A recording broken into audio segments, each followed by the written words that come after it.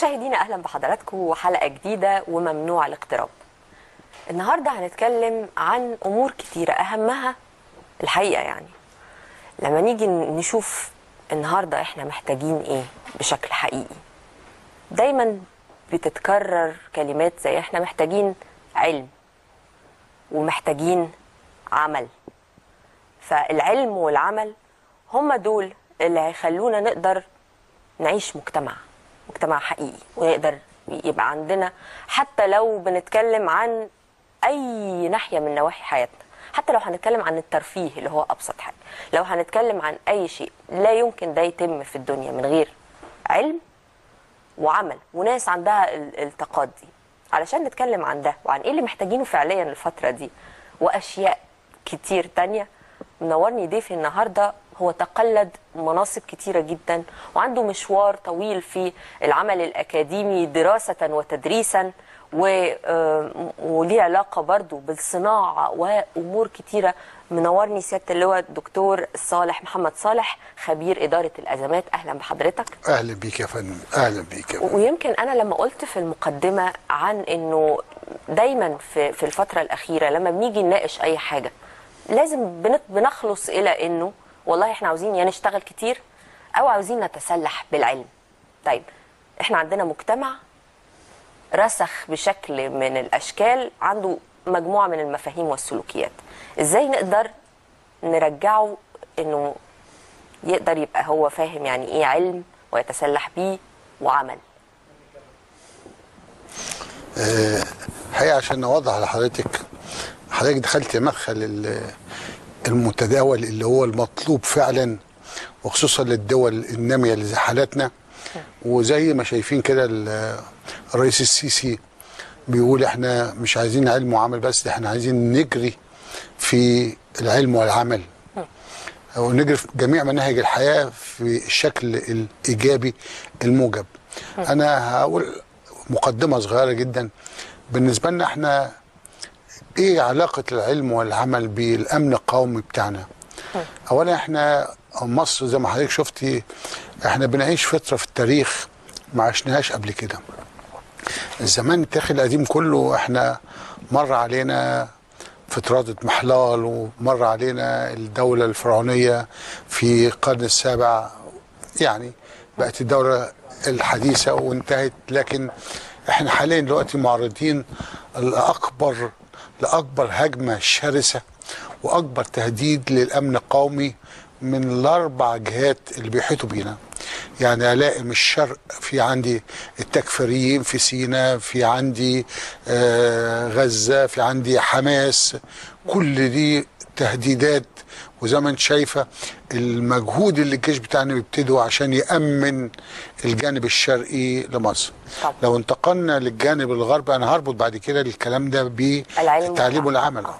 لو انتقلنا للجانب الحدود الغربيه بتاعتنا نجد النهارده دخلوا لنا من الحدود الغربيه داعش، واحنا حدودنا اللي هي فوق 1000 كيلو مع دولة بلا دولة بلا، يعني حاليا دلوقتي يعني أصعب ما يكون إنك تعيشي في مكان ما تعرفوش هوية، دولة لا هوية لها.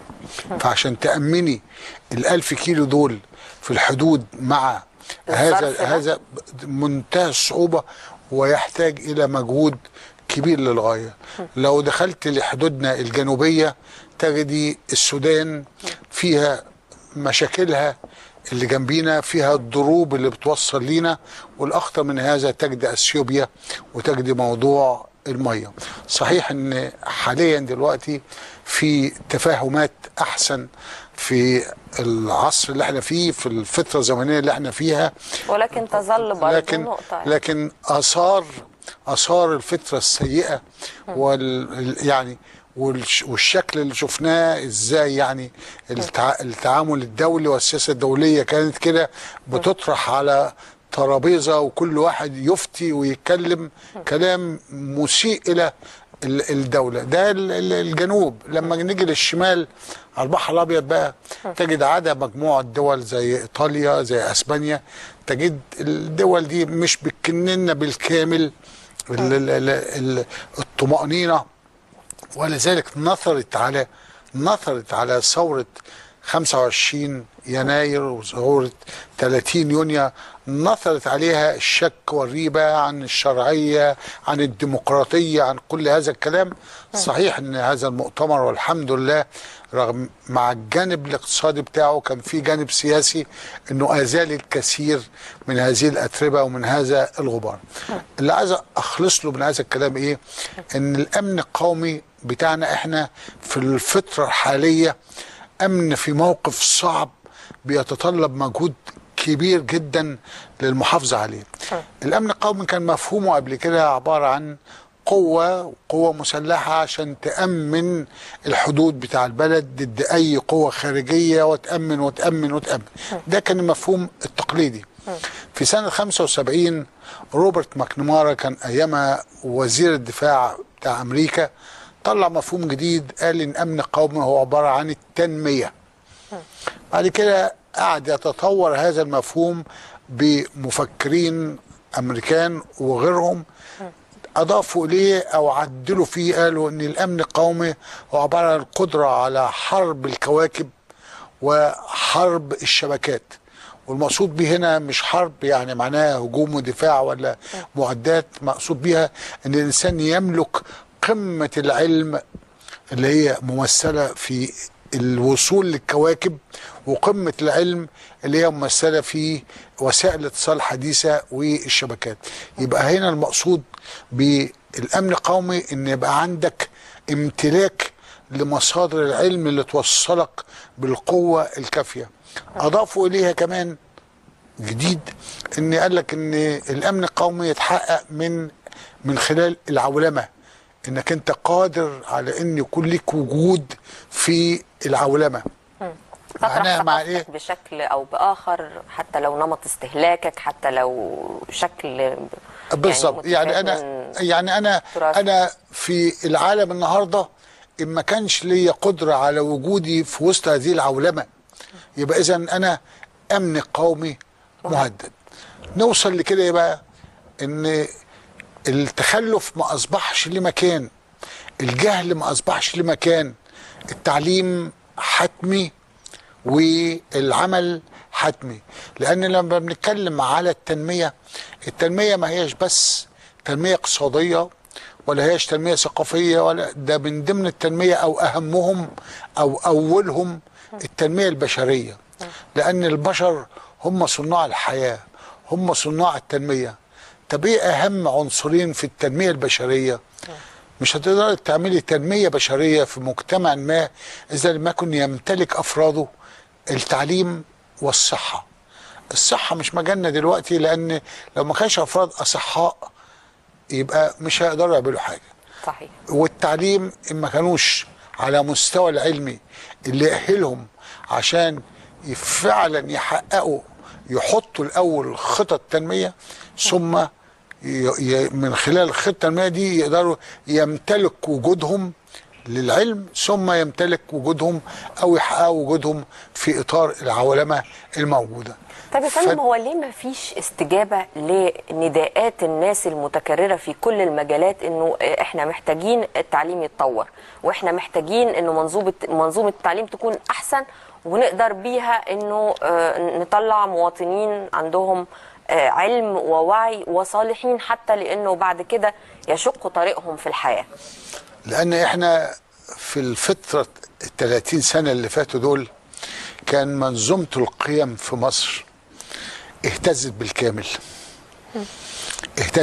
وذلك نلاحظ دلوقتي إن الرئيس عبد الفتاح السيسي أول منظومة من أول ما تولى الرئاسة بيكلم الناس بيزرع فيهم تاني منظومة القيم. ولذلك بص لحواره، بص لكلامه، بص لما بيجمع الشباب، بص للغته، بص لأسلوبه، بص لتحركاته، تجد منظومة القيم عنده واخدة درجة أولى. القيم دي بتربي الناس على المبادئ. أول قيمة من أهم القيم ديت هي عبارة عن الولاء. لو افتقد الإنسان الولاء لا يمكن بعد كده يدور، لو ما كانش، لو افتقد الولاء للوطن يبقى ما تستنيش اي حاجه تاني. ما تقوليش الناس ليه ما بتشتغلش، الناس ليه ما بتخططش للعلم، ما تقوليش الناس ليه ما بتخططش للثقافه، ما بتخططش. ال 30 سنه اللي فاتت دول نشأ عن، رغم النمو الاقتصادي اللي كان تم فيها، وصلنا الى 7% النمو بتاعنا، وصلنا الى بنيه اساسيه لا بأس بها، لكن للاسف كان عدالة التوزيع ما كانتش موجودة، ما كانش الحرية موجودة، الكرامة ما كانتش موجودة، النمو ما كانش بيصل في الآخر، بيصب إلى فئة معينة، ما بيصبش لصالح الناس. عشان كده الثورة لما قامت كان بتدور على الحرية، بتدور على الكرامة، بتدور على العيش.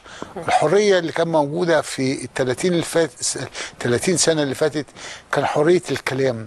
كان الناس تتكلم، ممكن تتكلم وصحف بعرض تطلع وفي الوسائل الاعلام يطلع وكلام، لكن الحريه اذا لم يكن الحريه، لانها بتنقد، بتشوفي وتكلمي وتقولي ده صح وده غلط، واذا لم تكن الحريه دي توصل في الاخر الى التغيير يبقى لا قيمه لها، يبقى حريه زائفه. فال30 سنه اللي فاتت كانت حريه زائفه، كتاب بيكتبوا وناس بيعترضوا كل هذا الكلام، لكن عمليا ما كانش بيخرج كل حاجه. كان في مثل حتى الناس بتتندر بيه، يقول لك سيبوهم يتكلموا، سيبوهم ينفسوا. فمش هي دي الحريه. فعشان كده كنا فاقدين الحريه، وعشان كده بس هل الناس كانت مفاهيمهم يعني لما نادوا بالحريه، حضرتك شايف انه كانوا كلهم باصين على الحريه من نفس المنظور؟ طبعا في بعض الناس كانوا شايفين انه الحريه دي فوضى. هي حريه ان افرض رايي عليك الحقيقه في بعض الاحيان، لانه ما شفتش تصور جامع كده لكل الاشخاص، وهو مش مفروض لانها حريه يعني، بس الاختلافات مدهشه، اختلافات البشر في فهمهم للحريه، وبعدين لما تيجي حتى تناقشهم النقاش مش مقبول. لما تيجي تبص على تصوراتهم هم عن الحريه تلاقيهم انه بيتدخلوا في ادق دقائق حياه الاخرين وعاوزين يفرضوا عليها نمط واسلوب، وبيتصوروا انه هي دي الحريه. فما كانش بعد ما الناس نادت بالحريه ما قدرتش اشوف هي اي حريه اللي كانت مقصوده. هو حضرتك يعني طبعا تحليل حضرتك في جزء كبير من الصح، انما عايز اقول لحضرتك حاجه. الطير لو قعد محبوس في قفص وجيت فتحت له القفص وحب يطير، هتلاقيه يقع مره واتنين لحد ما يصل الى مرحله انه يطير. احنا خرجنا من ثوره 25 يناير، الناس كان عندها امال، بس امال كانت عريضه واصطدمت بالواقع اللي موجود، وكان طموحاتها اكبر من الواقع.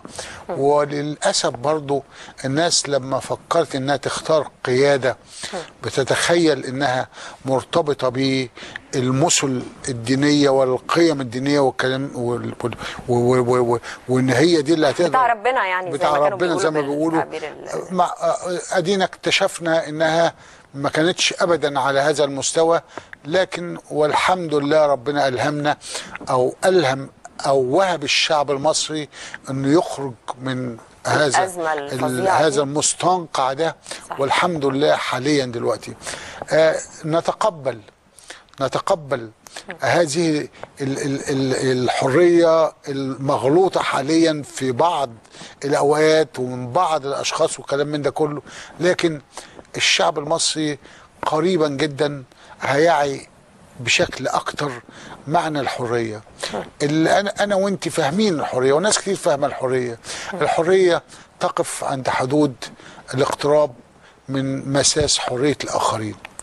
الحريه معنى مساس حريه الاخرين يعني انا مش من حقي ان امس لقمه العيش بتاع الناس تانيين، مش من حقي احجر على التعبير عن راي الاخرين، لكن لو الولاء، القيمه بتاع الولاء قدرت انها تملانا كلنا، تغمرنا كلنا، هتلاقيني وانا بتحرك للحريه ابقى في عيني الاول هي مصر. ولذلك الرئيس السيسي لما بيقول لك تحيا مصر ده معناها ولما جم حتى في المؤتمر الاقتصادي وقالوا يحيى السيسي، يعني طول عمرها يحيى الرئيس، يحيى الملك، يحيى لاول مره قيمه جديده مخصص قال لهم يعني انا مش بيحيى، مش انا اللي احيا، مصر تحيا. ده حقيقي. وادي مفهوم قيمه اضيفت. فعشان كده بقول لحضرتك ان الرئيس السيسي بيعالج منظومه القيم، لان دي مهمه جدا. احنا خرجنا من ثوره 25 يناير. ده على سبيل القدوه، والقدوه مهمه جدا. ولما احنا دايما القدوه والاداره بالظبط. طب لا طبعا يعني احنا بنتكلم في ده، بس انه ابدا بنفسي انا كليدر وكقائد، فامنح الاخرين قدوه كويسه. تمام. طيب دلوقتي ده اثر هل يستمر؟ يعني هو ماشي، احنا تغمرنا مشاعر الاعتزاز والسعاده وكده، لكن بننزل الشارع نقضي يومين كده بعد المشاعر، فوره المشاعر العظيمه دي، وتهدى الامور وترجع السلوكيات الغريبه بشكل، يعني الناس توافقت بشكل او باخر على انه شكل الحياه هيمشي كده. ازاي نقدر نعمل خلخله للقيم المكتسبه اللي بقت بتعطلنا دي والناس ما تقاومهاش؟ القياده هي الاساس. الرسول عليه الصلاه والسلام كان قدوه، فلحد النهارده احنا بنقول الرسول عليه الصلاه والسلام. مش بس التاريخ بيقول في عديد من الزعماء كان قدوه وقدروا يخرجوا من مجتمعهم المتخلف الى مجتمع قوي ومجتمع نامي. بس القياده هي زي ما بقول لحضرتك هي الاساس.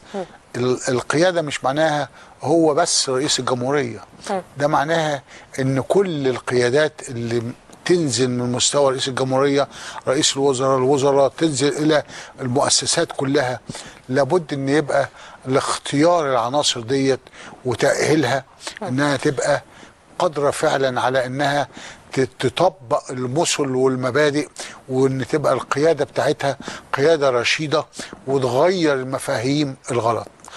لابد من الثواب والعقاب، لابد من اللين والحزم. خلاص فات الوقت اللي احنا نفوت الامور فيها. عشان كده لما الداخليه على سبيل المثال بتتعامل النهارده مع التكفيريين بشكل فيه حزم، قدرنا ان النهارده ان احنا نحجم حجم الارهاب اللي كان موجود عندنا في مصر، سواء كان في سيناء او في بتاع. لما الرئيس السيسي حدد سياساته الخارجيه كلها مع الغرب ومع امريكا والكلام من ده كله، هم اللي جم يدوروا عليه، وهم اللي اوباما طلب مقابلته في نيويورك، في نيويورك، هو اللي دور عليه. يعني القدوه اساسيه كده، والقياده مهمه للغايه. احنا بنغير دلوقتي مع هذا التحركات الرائعه اللي بتتم النهارده، مع السياسه الخارجيه المتميزه اللي موجوده النهارده، مع الامال العريضه اللي عندنا. والامال دي مبنيه، او معنى صح تحقيقها يتوقف على قدرتنا بقى على الانجاز، وهذا الانجاز يتطلب العمل. هو المطلوب دلوقتي تغيير شامل لمفهوم العمل. ده مهم جدا، للغايه، نقطة هامة جدا، لأنه حضرتك زي ما ذكرت العنصر البشري هو ده اللي مش هنقدر نعمل حاجة من غيره. تمام. واحنا عندنا واقع بيقول انه العنصر البشري ده عنده مجموعة من المشاكل. هنتكلم عن الموضوع ده بس بعد الفاصل، خليكم معانا.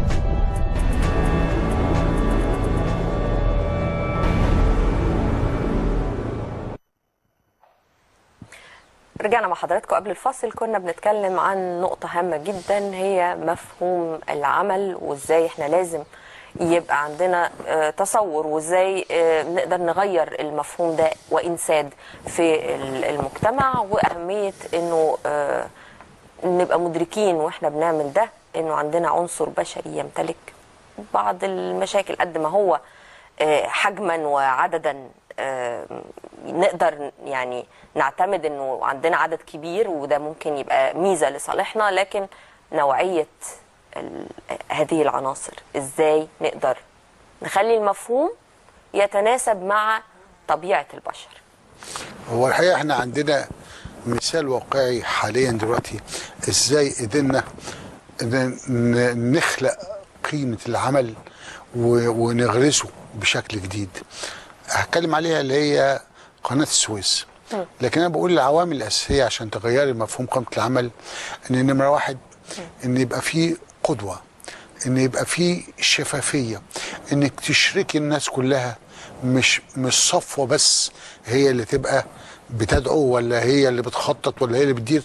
الناس كلها يبقى ليها دور تحديت الاطوار، بمعنى بقى ان يبقى فيه مخطط انت عايز ايه من العمل ده في اطار استراتيجيه، باطار توفري له امكانياته، مش بتخططي في استراتيجيه والامكانيات مش متوفره، وتوفري له امكانياته، تختاري له الكفاءات اللي تدير وتنفذ، يبقى عندك اسلوب للتقييم مستمر للاداء. هذا الاسلوب لابد انه يكون مبني على اسس علميه، لان من اخطر الامور هو اسلوب التقييم، لان عمل واحد ممكن اتنين يقيموه على انه جيد والتاني يقيمه على انه سيء، لان ما اخترش او ما اتحطش بشكل سليم اسلوب او معايير هي معايير التقييم شكلها ايه. وبعدين يبقى عندي متابعه دائمه عشان اقدر اوصل لهذا الكلام. لما نطبق الكلام ده على قناه السويس ابص الاقي ان القدوه ان الرئيس ورئيس الوزراء اللي هو يعني ما شاء الله خليه نحل، هو يعني هو لوحده خليه نحل. انا اعتقد ليس هناك في مصر فرد واحد يختلف عن ان محلب عباره عن خليه دواره طول الوقت بيشتغل. ده حتى تستغربي يعني ازاي يبقى في اسوان وبعد الدور تلاقيه في مرسى مطروح، يعني ما شاء الله يعني. فيبقى زي ما بقول انا ان يبقى عندك كوادر عندها رؤيه، عندها استراتيجيه، عندها خليه، عندها قدره على العطاء. فلما نبص لمشروع قناه السويس الاقي الفكر موجود. لما جينا بالشفافيه بتاعته اشترك فيه الشعب المصري، ما قلناش عايزين قرض ليه، ما قلناش عايزين فيه من البنوك ناخد، ما قلناش العرب يمولوا، ما قلناش اشترك فيه كل الشعب. وشفنا ازاي مول ب 64 مليار جنيه في فتره زمنيه قصيره جدا مبهره. الاقتصاديين نفسهم ما كانوش مخططين هذا الكلام. وهذا الكم من او هذا الاندفاع في الاشتراك في المشروع مش نتيجه الناس بتدور على فائد او عائد من الودائع ديت، من الشهادات ديت، هي مجموعه من العوامل. لكن شفنا الاندفاع شكله ايه. يبقى اذا بتشركي او الاشتراك المجتمعي في العمل اللي انت هتعمليه والناس تقتنع بيه في اطار زي ما قلت حضرتك مخطط سليم داخل استراتيجيه، ثم قدره على الاداره. فنشوف احنا مشروع قناه السويس لما تقرا ارقام النهارده بتاع المخطط اللي كان معمول الاول 3 سنين او اكتر من كده، قدر يوصل الى انه في خلال سنه ضغط الفتره الزمنيه، لكن مش ضغطها بمجرد كلمه، جهد مضاعف وتعب وجهد غير عادي لكل اللي شغالين. واعيد شكل المخطط ازاي يتم. النهارده بعد ما يقرب من 6 اشهر من هذا المخطط شايفين ان معدل الاداء فاق كمان اللي كان مخطط له، وده قمه النجاح. شايفين الشغل شغال ليل ونهار، يعني دولاب العمل النهارده بقى دولاب شغال صباحا ومساء على طول. قيمه العمل هنا بقى اختلفت عند الناس دول. بس عايزه اقول لحضرتك على حاجه، المشروع ده مشروع قومي وكبير ورائع وعظيم، ولكنه ليس مستقرا وقائما. يعني ده مشروع بينشأ من اول وجديد، وحضرتك عارف طبعا انه عشان ننشئ حاجه من اول وجديد غير لما يبقى عندنا حاجه بايظه خالص وعاوزين نبتدي نصلح فيها. لو جينا نتكلم على كل الناس اللي قايم عليهم احتياجاتنا اليوميه، كل الاشخاص اللي بيشتغلوا في مهن المفترض ان احنا ما نقدرش نعيش حياتنا لما نيجي نخلص معاملات، اللي عاملين في الجهاز الاداري في الدوله، الاشخاص الحرفيين والمهنيين واصحاب الحرف والمهن، كل الاشخاص دول لما نيجي نفصصهم كده ونشوف حد هنلاقي ان كل مجموعه كده بقى عندنا مشاكل كبيره معاهم. وبقى بدل ما هم بيعينوا المجتمع وبيساعدوا الناس، بقى الحكايه بقت صعبه جدا لما ممكن حد يتحكم في حياه شخص علشان يصلح له عربيته، او واحده مثلا محتاجه انه حد يساعدها في البيت. فبيبقى انا بتكلم على الحاجات اللي بتمس اليوميات، ودي كلها متأصلة في الكالتشر بتاع الاشخاص اللي مفترض ان هم شايلين البلد على كتافهم. انا اعتقد ان دلوقتي الصوره بتتحسن وبتتغير، وادي برضه حضرتك امثله زي ما اديتك قناه السويس لهذا الكلام. ان لما نيجي نشوف مؤسسات الدوله، الجهاز الاداري اولا، زي ما انا اوافق حضرتك ان الجهاز الاداري عايز له ثوره، وطول عمرنا بنقول الجهاز الاداري عايز له ثوره وعايز له ثوره وعايز له ثوره، لكن الحقيقه ان الجهاز الاداري حاليا دلوقتي في طريقه الى ثوره. وزي ما الرئيس يعني افصح او الاسلوب اللي ماشي حاليا النهارده بغذيه بدم جديد، وخصوصا دم الشباب اللي هو قادر على عمليه التغيير. لما تمسكي النهارده، تمسكي مؤسسات الدوله، تمسكي وزاره الخارجيه، شوف الديناميكيه اللي موجوده فيها والعمل اللي فيها، غرف العمليات اللي بتعملها عشان صيادين اتمسكوا في مكان فلاني، عشان ليبيا فيها مشاكل وعايزين نرحل المصريين اللي فيها، عشان شوفي تحركات. بس حضرتك بتكلمني عن عناصر بشريه رائعه التعليم، عاليه التدريب، اشخاص عاليين الجوده موجودين في مكان. اذا صلحت حاجات بسيطه بس، يعني فاين تيونينج، الدنيا تمشي تمام.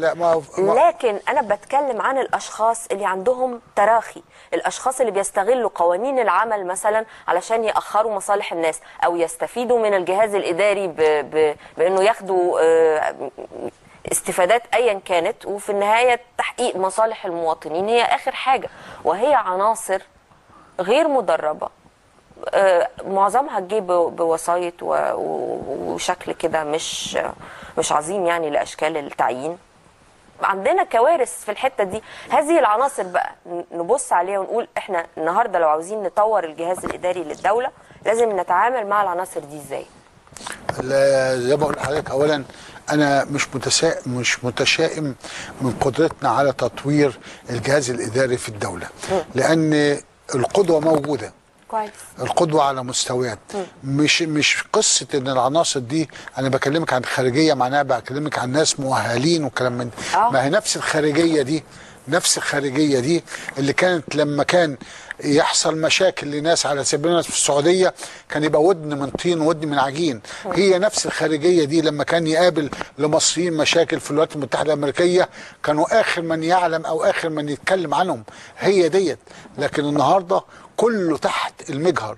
النهارده مصر هي الخارجيه دي، او لما نتكلم على مصر الطيران، وزاره الطيران لما بتعمل رحلات عشان نقل دول، هي الرحله عباره عن الطيار والمضيفين اللي معاه، ولا الرحله عباره عن منظومه مصر الطيران كلها، من اول الموظف اللي بيحط جدول الرحلات، من اول الموظف اللي بيبعت اقتصاديات الرحله، من اول العناصر الفنيه اللي بتجهز الطيارات، كل هذه الكلام ده كل دي عناصر مش لازم تبقى كلها على مستوى الوزير، دي كلها مستويات مختلفة. لكنها كانت قطاعات يا فندم، معلش تمتلك. ما دي قطاعات هي اللي بتحرك الدولة، الحد الأدنى من النجاح. يعني احنا كان عندنا يعني مصر الطيران، لا ده شركة قايمة وكل حاجة وتاريخ، ويعني شايلة نفسها، ما عندهاش الآفات اللي بتكلم عنها في بقية المهن والأعمال الأخرى. يعني مثلا إذا جينا نتكلم عن الأشخاص اللي احنا بنستعين بيهم في حياتنا اليومية، في قيم التحايل والفهلوة والحاجات دي هي اللي بتحكم التعامل. وبقينا كلنا نرتضي ان احنا انا مش جايه النهارده مثلا عشان رجلي اتكسرت. احنا كلنا عارفين ان رجلها ما اتكسرتش ولا حاجه، بس احنا صابرين علشان ماشيين بموائمات مجتمعيه كده مش عارفين غيرها. يعني تتغير ازاي يا فندم؟ تتغير السلوك في الاشخاص او الشغلانات اللي بتمس المواطن. يعني انا مش كل الناس هيروحوا مصر للطيران، او مش كل الناس هيتعاملوا مع الخارجيه، لكن كل الناس بتتعامل، بتطلع جوازات سفر، كل الناس بتطلع السكه الحديد، يعني بتطلع السكه الحديد. لكن لو تشوف برضو النهارده السكه الحديد تجديها اكثر انضباطا عما كانت عليه. كان زمان ممكن القطر يتاخر ساعه واثنين، تجديها اكثر انضباطا النهارده. لما تجدي مترو الانفاق وتشوف الانضباط اللي موجود فيه، مش بقول لك هو ده الانضباط المثالي، لكن بقول لك انا في تحسن بكلام. انما هجاوب حضرتك على الحته النهارده مطلوب الاستعانه بقيادات جديده، قيادات شابه، قيادات بتتحرك. وده يمكن رئيس الوزراء نفسه، الرئيس. شوف اصل عشان تغيري من سلوكيات الناس ديت، انت ده اصعب شيء في الدنيا بناء الانسان. يعني اقدر ابني 100 مصنع، اقدر اعمل الاف المصانع، لكن عشان اغير الناس هي دي العمليه صعبه، التعامل مع البشر. لكن التنميه البشريه مطلوبه حتما، مطلوبه حتما، مطلوبه. التشريعات بتتعدل، القوانين بتتعدل، الاداره بتتعدل، القدوه بتتعدل، القياده بتتعدل، الامكانيات بتتوفر. يبقى اذا على كل المستويات بقى، على كل المستويات، مش مركزين على ناحيه وسايبين الثانيه. لا لا لا، كل ده لازم يحصل في نفس الوقت، لان المجتمع عباره عن منظومه متكامله. هو لما بنيجي نتكلم على الناس اللي كانوا في تونس، اللي احنا في ليبيا بنجيبهم، هو ده مصر الطيران بس هي اللي جابتهم، ولا الخارجيه ليها دور، ولا جهد وتنسيق بين، والداخليه ليها دور اللي بتسهل الناس دول يخشوا ولا ما بتدخلش، الجمارك الحدود ليها دور، الماليه ليها دور ولا ما لهاش. كل دي ادوار متناسقه. ولذلك النهارده بتجدي الاجتماعات مش مضيعه للوقت، الاجتماعات تنسيق بين الادارات والقيادات المعنيه، وده شيء جيد جدا النهارده. يعني حتى مستوى مكافحه الارهاب ما بقاش هو مسؤوليه بس عباره عن الداخليه، اصبح القوات المسلحه مشتركه معاه بس عن بعد على حسب مقتضيات الامور، لكن اصبح الازهر مشارك معاه. انا اديك مثل تاني بسيط خالص. الاعلام، لو حضرتك تابعت الاعلام وانت حضرتك اعلاميه دلوقتي، تجد الاعلام في خلال الشهرين اللي فاتوا دول اختلف لغه الاعلام اختلفت. الفكر الايجابي شويه ابتدى يغزو الحكايه أو ده. هل الاعلام ده هو فقط قيادات الاعلام، ولا ده ينزل لجميع المستويات؟ ينزل لجميع المستويات. بيغذي مين هذا الاعلام؟ هذا الفكر بيغذي مين؟ بيغذي رجل الشارع، بيغذي المجتمع ككل.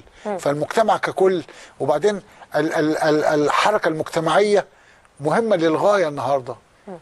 شوف كده، اتفرج على اللقاءات اللي بتتم النهارده، تجد الجميع ده. الواحد بيتفرج ساعات على سيدات يعني مستوى التعليم بتاعها دون المستوى اللي حضرتك بتتكلم عليه، ولما بتتكلم ده بيتكلم اوباما، ده بيتكلم اوباما، لان تولد عندهم انتماء.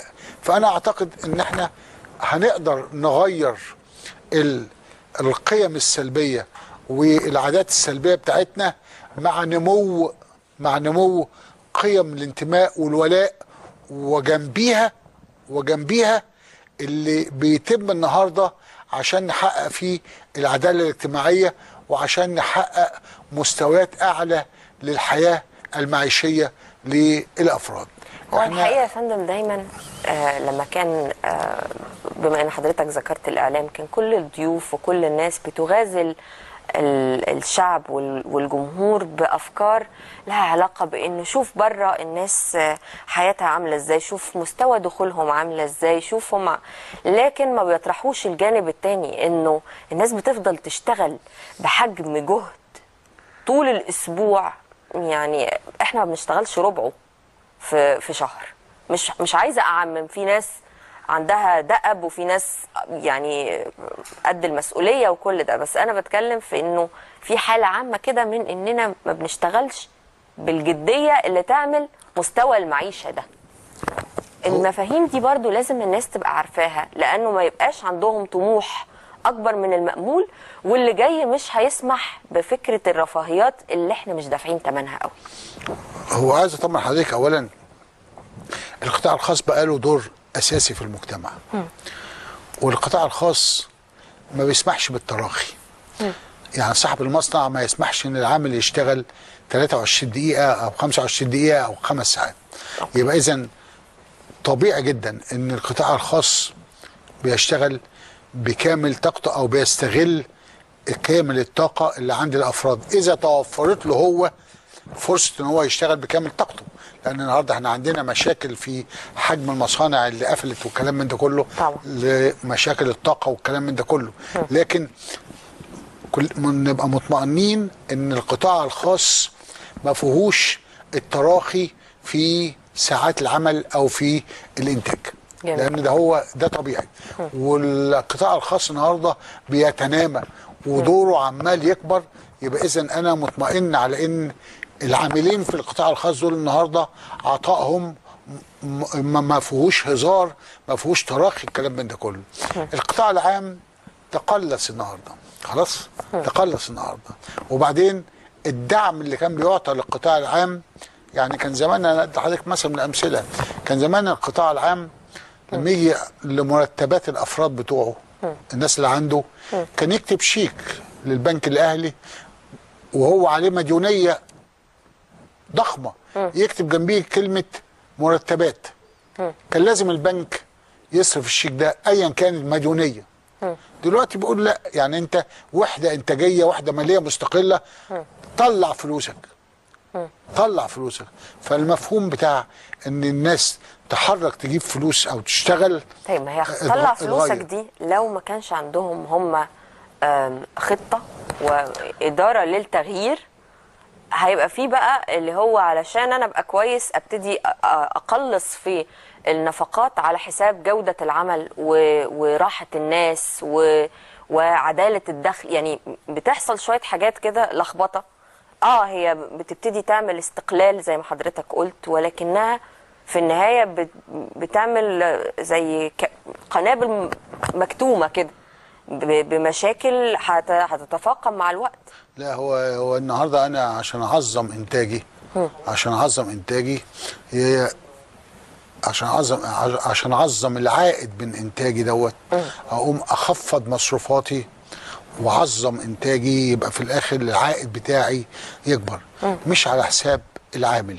أوكي. احنا الدولة بتنظر للعامل او للفرد اللي هو الانسان المصري بشكل اكبر. وذلك شوفي دلوقتي مثلا المديونيه بتاع البنك الزراعي، بنك التسليف الزراعي، على الفلاحين بيسقطوها عشان الفلاح يقدر يقب تاني، ما يفضلش عليه مديونيه ومحصوله. عشان احنا محتاجين له في المرحله اللي جايه. بالظبط، واحنا محتاجين له في جميع المراحل. لا يعني في المرحله اللي جايه احتياجنا زاد. بخف عليه العبء. صحيح. الدعم اللي كان بياخدوه غير مستحقين النهارده انا رفعته.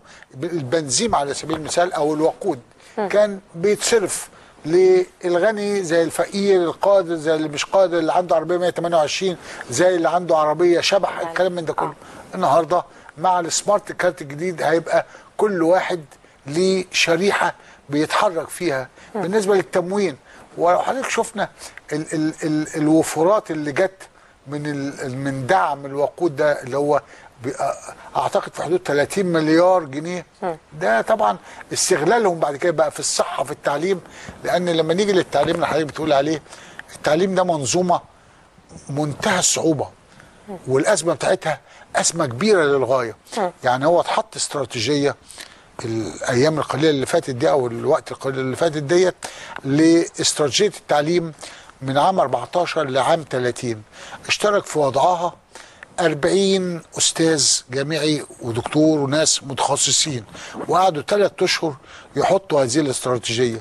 لما نبص للتعليم أجد محاوره ال4 الأساسيين هو عبارة عن الطالب أو الأولاد نفسهم، المعلم، المنهج، الإمكانيات التعليمية اللي هي عبارة عن مدرسة.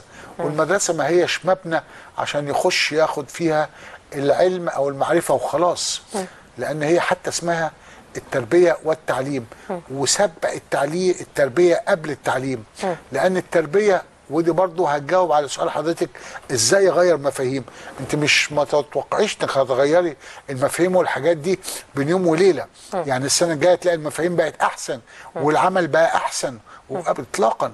ده انت بتربي بقى اجيال جديدة عشان تطلع هي عندها مفاهيم جديده.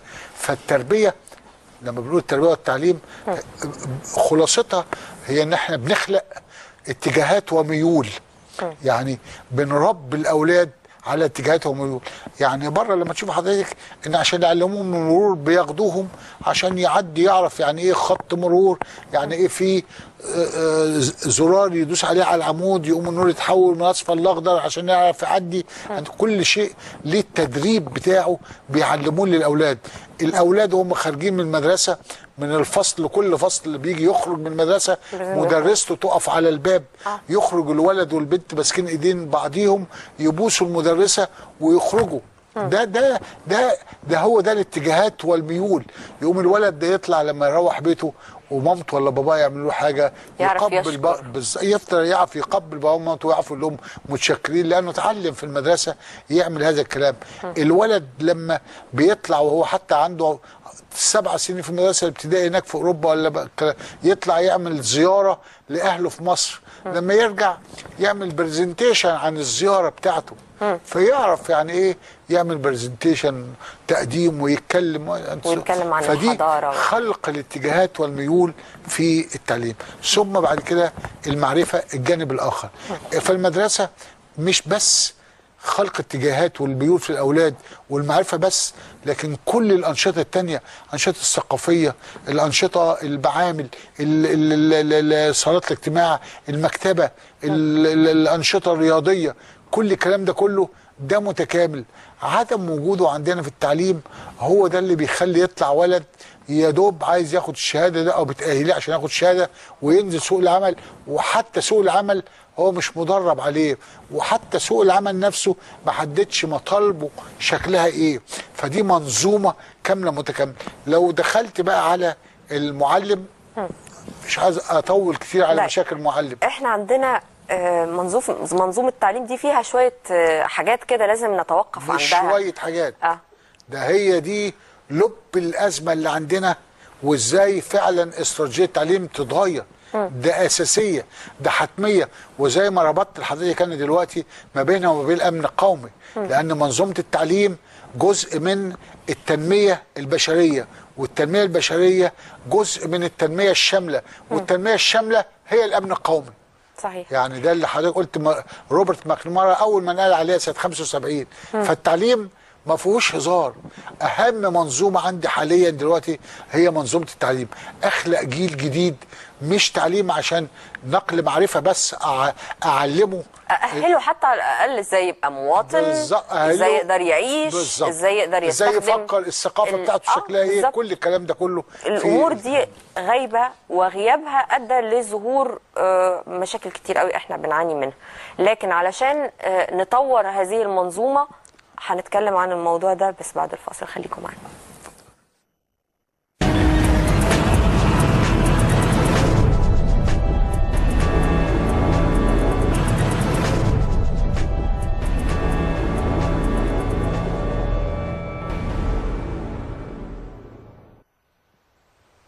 رجعنا مع حضراتكم تاني. كنا بنتكلم عن تطوير منظومة التعليم.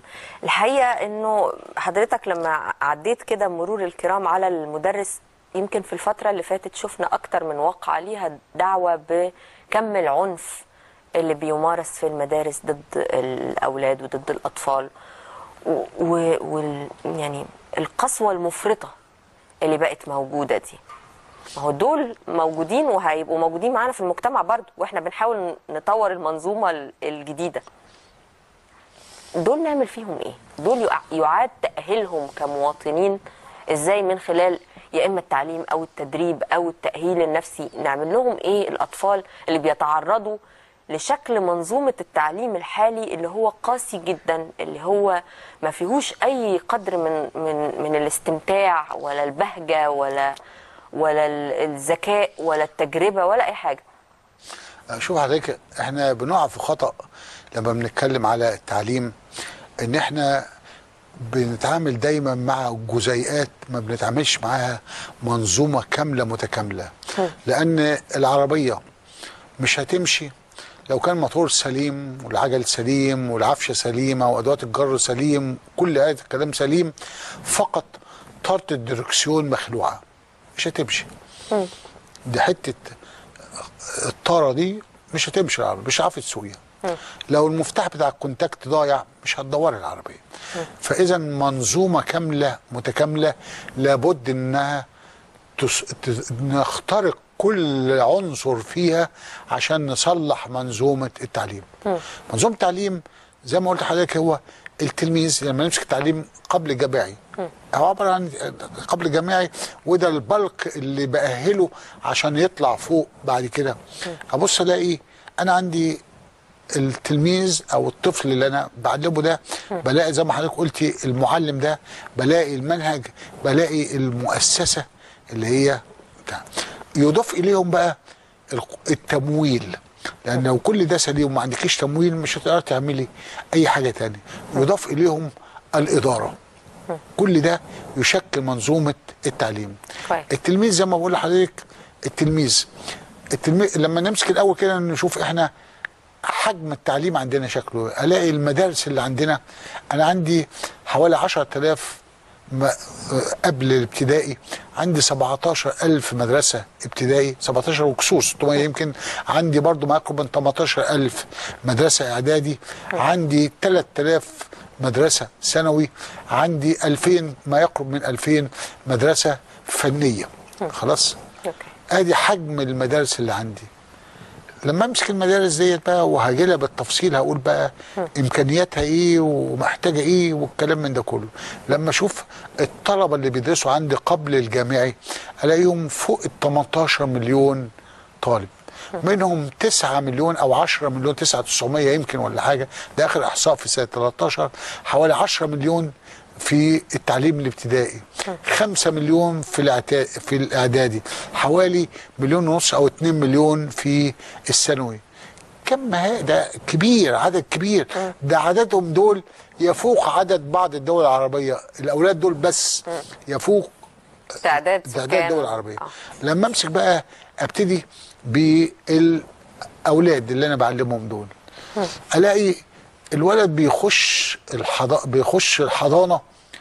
الحضانه هل هي مجرد مأوى عشان الام تروح الشغل وتمسكه داده غير مؤهله، يا تضربه يا تزعق له يا تشخط فيه كلام من ده كله؟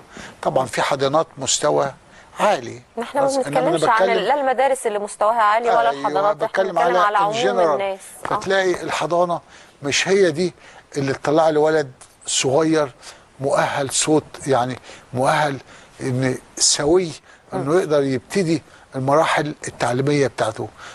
تيجي في الاعلام تجد نصيبه يكاد يكون الصغير ده خالص معدوم، واذا كان في افلام ميكي ماوس ولا كلام من ده كله مش هيقدر يفهمها هذا الصغير. لما اخش في مرحله سنيه اكبر من هذا ابص الاقي زي ما حضرتك قلت كده اللي بيوجهه الاعلام بيقعد قصاد التلفزيون، الاهل مش فاضيين، بيقعد قصاد التلفزيون يشوف العنف ويشوف كل انواع غير مرضيه الولد فيها.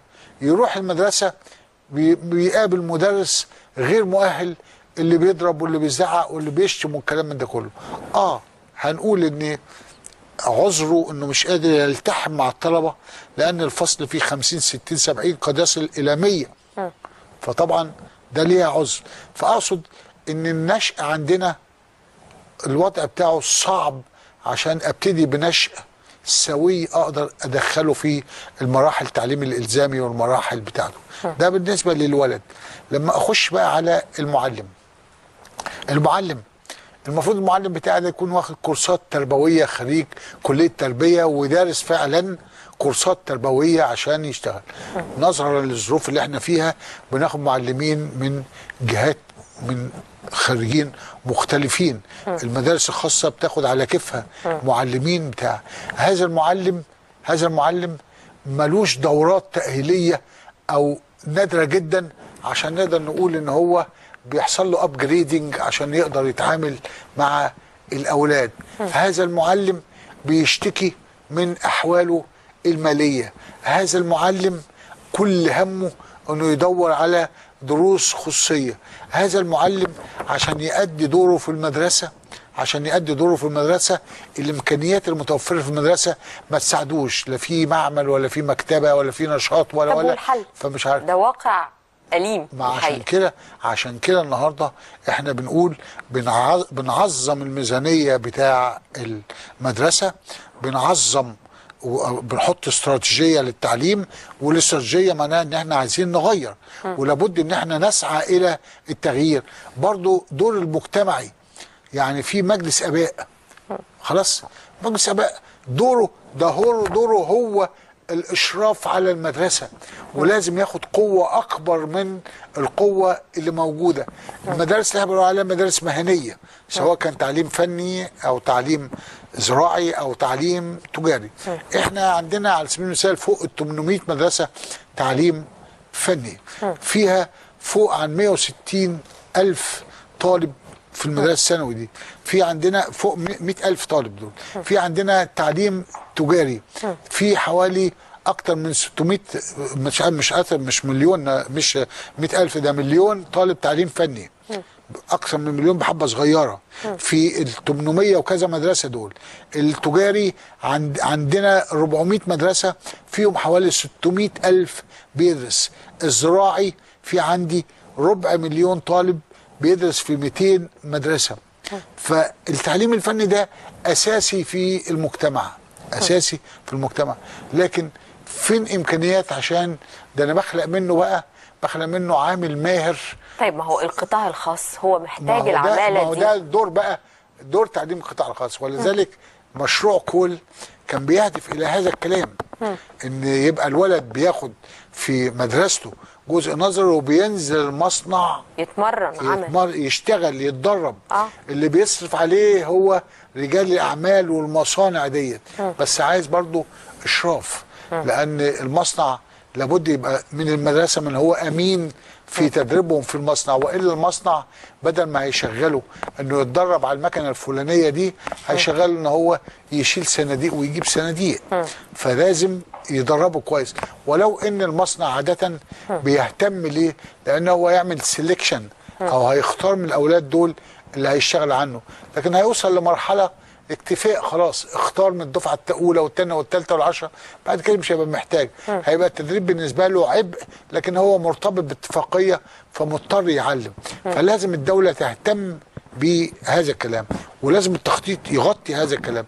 لما نيجي بقى للمؤسسه نفسها بقى اللي هي المدارس، انا بقول ان انا عندي 17,000 مدرسه ابتدائي، 17,000 وكسور مدرسه اعدادي، 3,000 مدرسه.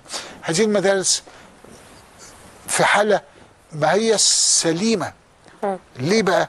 لان المعامل تلاقيها ناقصه، هي لا تصلح كمباني هي كمباني للدراسه، العلاقات والمعرفه والحاجات، لا تصلح، لان حتى التعليم عندنا محصور في المحاضره، مش محصور حتى في المناقشه. معنى المحاضره يعني ايه؟ يعني حضرتك تتلقي في مني، جانب يلقن الاخر والتاني متلقي بس. انا بالظبط، المتلقي ملوش غير انه يستقبل فقط، فما فيش تبادل ما بيننا. بينما مثلا في المناقشه ممكن تاخدي فكري واخد فكرك ويطلع من الخلطه دي جزء يغذي الاولاد. ما عندناش الفرصه. ليه؟ لان لما يبقى الفصل فيه 50 60 واحد مش هقدر، ده انا لو قلت كل واحد بس قول اسمك حتى خلص الحصه بتاعي، وللاسف خلص الوقت. ده انا سعيد ان احنا حقيقي، واحنا سعداء بحضرتك جدا. الموضوع ده كبير ومحتاج حلقات علشان كبير. لانه ازمه كبيره، ويعني الله يكون في عون الدوله انها تقدر فعلا تطور عمليه التعليم. القطاع الخاص يعني سوي رساله، انا هعمل 1000 مدرسه مع مجموعه رجال الاعمال. الامارات قالت هعمل 750 مدرسه. احنا محتاجين، ومع هذا النمو السكاني الهائل كل يوم المشكله، يعني شوفي بقى معدل المواليد قد ايه، عايزه لهم كل يوم تفتحي مدرسه قد ايه. هو احنا اصل المشاكل المتعلقه بالتعليم هي متشعبه، لانها بتروح تصب في العلاقات الاسريه وزياده السكان. موضوع متشعب وكبير جدا هنتكلم عنه اكيد في حلقات. لما تسمحي لي في الخلاصه جدا، الاعلام اتمنى انه لما نيجي نتكلم على تحديد النسل ما يجيش مذيع يجيب ضيف يقول له عندك ايه، يقول له عندي 9 اولاد، يقول له الله يكون في عونك. يساله يقول له لما انت ما انتش قد الاولاد بتجيب اولاد ليه 9؟ ده مش حرام، ده الفتوى موجوده. يبقى اذا الاعلام لازم يبقى متنور عشان يعرف يعالج مشكلات المجتمع، مش اعلام مش لازم عطوف. نغازل الجماهير ولا اشكر حضرتك على نحاول الجمله دي، اشكر حضرتك على الجمله يعني نطبطب عليهم ونقدم لهم اشكر اللي هم حضرتك على عاوزينه. المفهوم ده كده. احيانا الحقيقه وحشه بس وصادمه، بس هي دي اللي بنبقى محتاجينها طبعا في حياتنا. طبعا. بشكر حضرتك جدا وبشكر كل مشاهدينا اللي تابعونا، واستنونا ان شاء الله في نفس الميعاد الاسبوع الجاي، وممنوع الاقتراب. اشكرك يا ستي، شكرا جزيلا. شكرا. جزيلا.